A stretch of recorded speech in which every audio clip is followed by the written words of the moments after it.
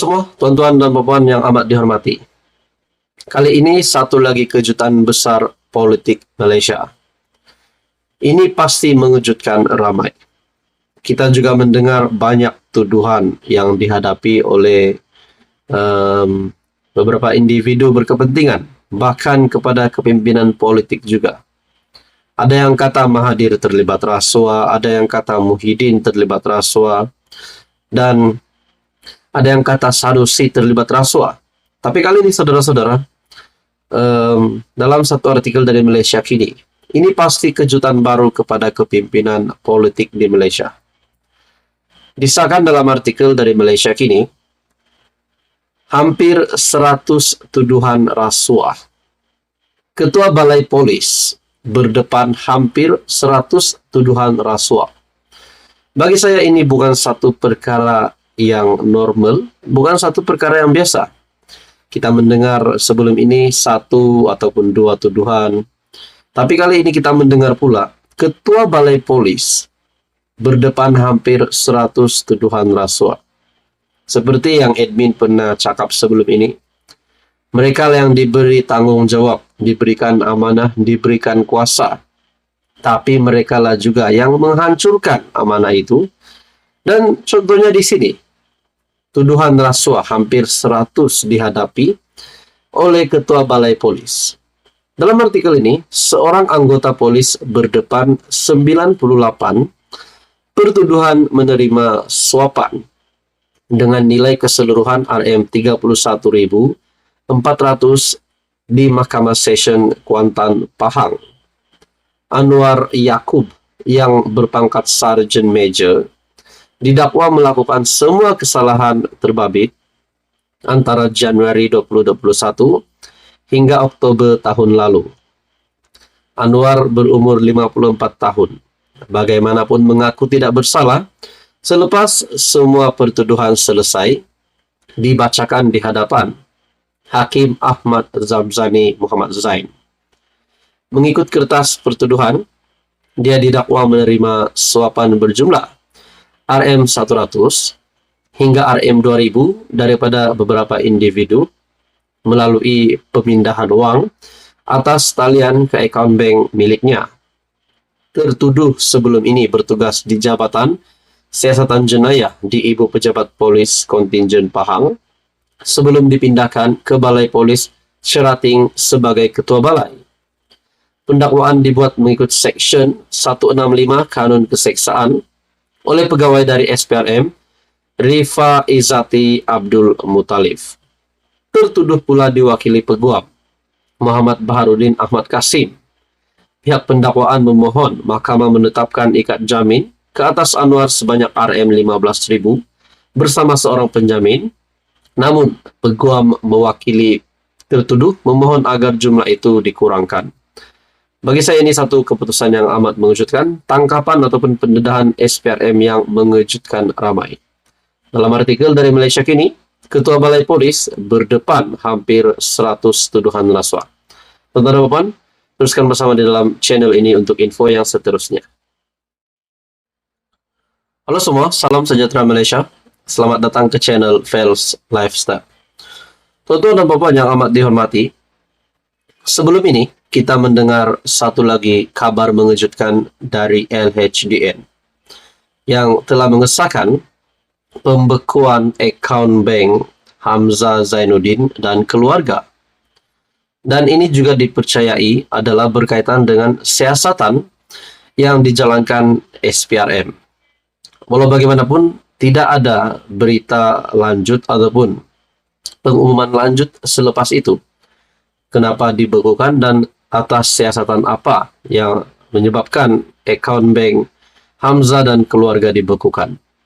Teman-teman, dalam pada itu, satu lagi artikel yang mengejutkan ramai, yang saya lihat dari Harian Express.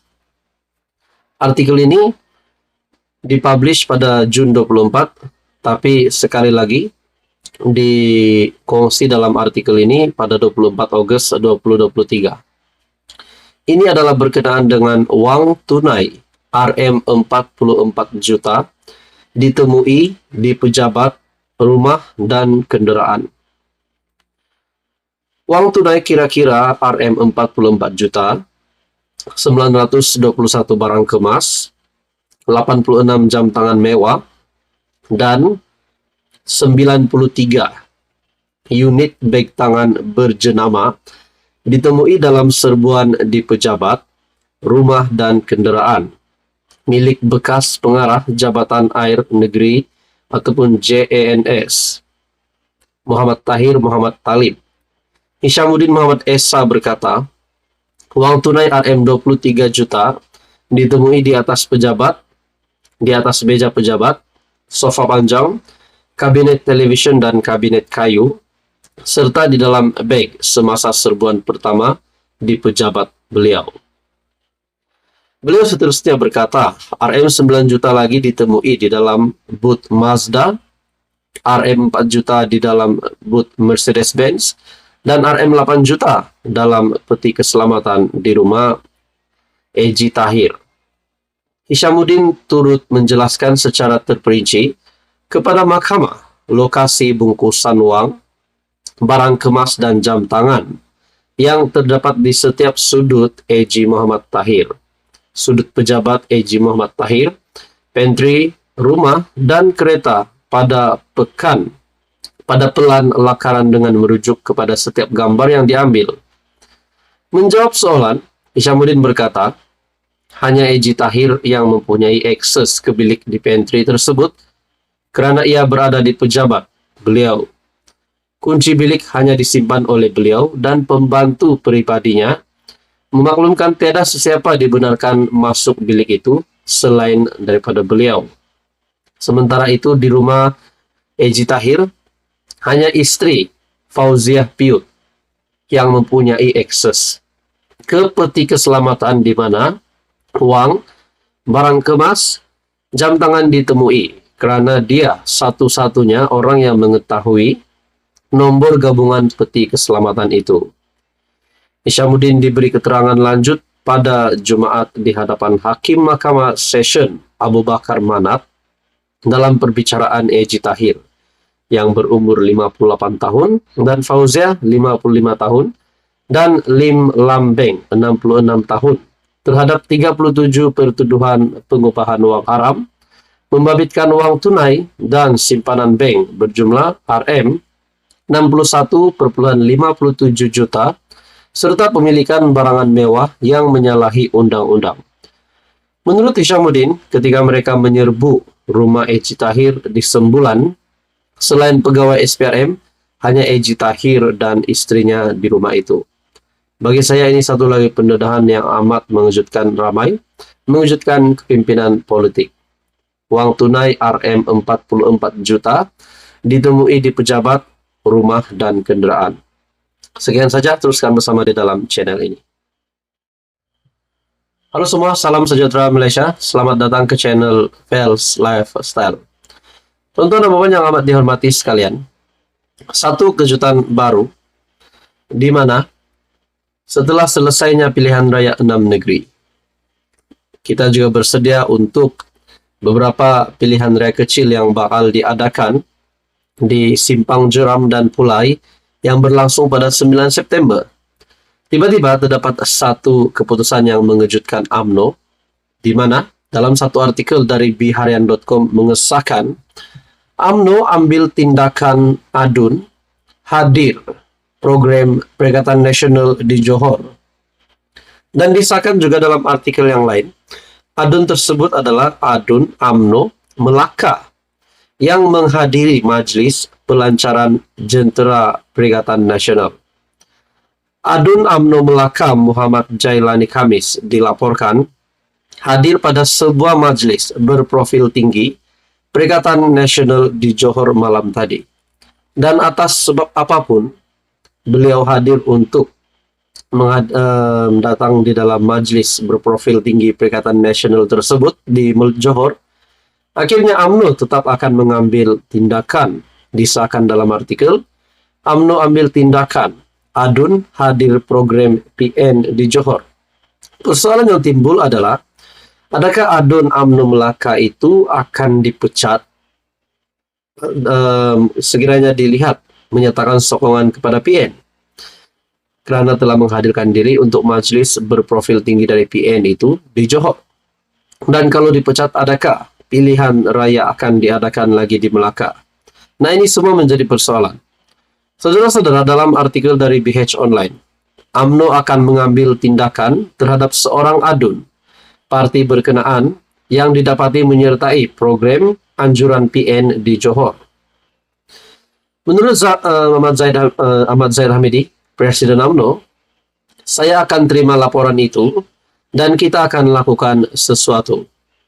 Perkara itu merujuk kepada adun Rembia Melaka, Datuk Muhammad Jailani Khamis yang hadir pada majlis pengumuman calon PN bagi PRK Parlimen Pulai dan Dewan Undangan Negeri Dun Simpang Jeram di Bakri, Johor.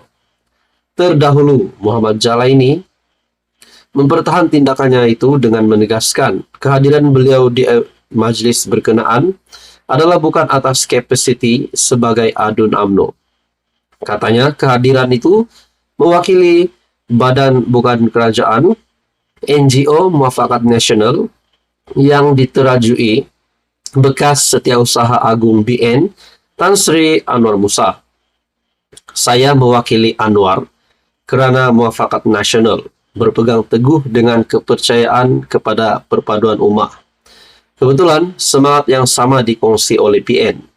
Kami percaya perpaduan ini tidak mati dan kami tidak bermusuhan dengan mana-mana parti politik, katanya seperti dipetik dari sebuah laporan media. Dalam artikel yang lain juga, adun UMNO Melaka hadiri majlis pelancaran jentera PN. Acara itu bagi menandakan bermulanya kempen Perikatan Nasional bagi PRK Simpang Jeram dan Pulai yang berlangsung pada 9 September. Kehadiran Jailani diumumkan oleh Setiausaha Agung PAS Taqiyuddin Hasan yang memaklumkan ada rakan dari Melaka yang menyertai mereka. Adakah di sini persoalan yang timbul dari ramai orang adalah adun Melaka yaitu Jailani mahu menyokong Perikatan Nasional.